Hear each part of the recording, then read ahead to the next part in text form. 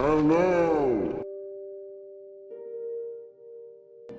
Making games is quite hard, and a good game balances many different aspects, from game feel, power balance, music, story, and level design.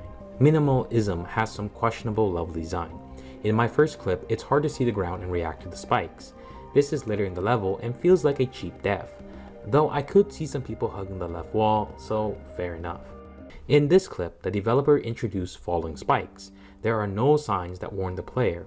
It is at the start of the level, but all this does is make the player paranoid and play the game slower, or the player will choose to play normally and expect more cheap deaths. The same level also requires you to do a blind jump. In my next clip, there is a button at the very end of the level which reverses gravity, another cheap death and a bad way to introduce a game mechanic. This clip didn't have any cheap deaths, but I disagree with how the level was designed. The level would have been better off without the spikes. You cannot jump high enough to reach the next platform, so most players will understand the need to do a wall jump. However, holding the jump button after a wall jump will force you into that direction. This would have been a great learning level for the player. Level 10 is where I quit. The level felt too big for my liking, and while the game is a precise platformer, I felt having such a precise jump near the end felt cheap, and that's where I will leave it on. The game has shown examples of cheap death, and I don't think it will likely improve as I go further.